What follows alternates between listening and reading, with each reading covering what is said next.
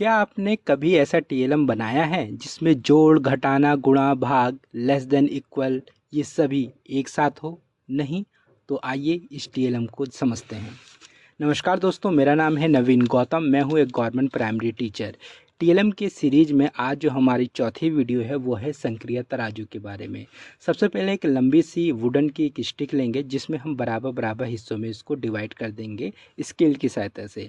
A4 size में हमने 1 से 16 तक के नंबर को लिख दिया है। उसके छोटे छोटे साइज को हमने काट के इसमें चिपका दिया है। दूसरी साइड में जहाँ हमने मार्क किया है वहाँ पर हम वायर पिन को लगा देंगे। ध्यान रहे ये वायर पिन राइट साइड में उतने ही होने चाहिए, लेफ़्ट साइड में भी उतने ही होने चाहिए। इसके बाद एक छोटी सी बैटरी को इसके बेस में लगे बल्ब के साथ हम जोड़ देते हैं।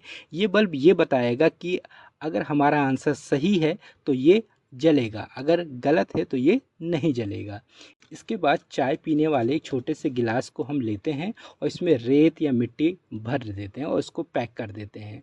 इसके ऊपर से एक लोहे की वायर को हम लगा देंगे, ये हुक का काम करेगा और ऐसे ही हमें बहुत सारे गिलास चाहिए।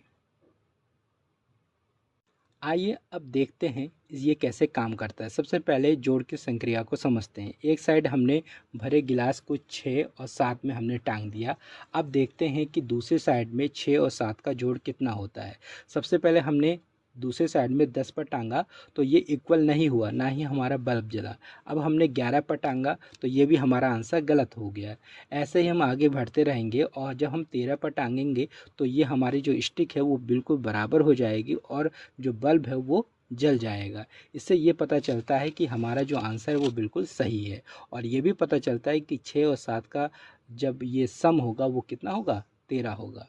आइए इसी प्रकार हम घटाव की संक्रिया को भी समझ सकते हैं। आइए गुणा की संक्रिया को समझते हैं। सबसे पहले हम 3 पोटली को 5 में टांग देते हैं और समझते हैं कि 5 को 3 गुना जब हमने टांगा तो ये किसके बराबर होगा। जब हमने दूसरे साइड में 15 पर टांगा तो ये इक्वल हो गया और ये बताता है कि ये आंसर बिल्कुल सही है।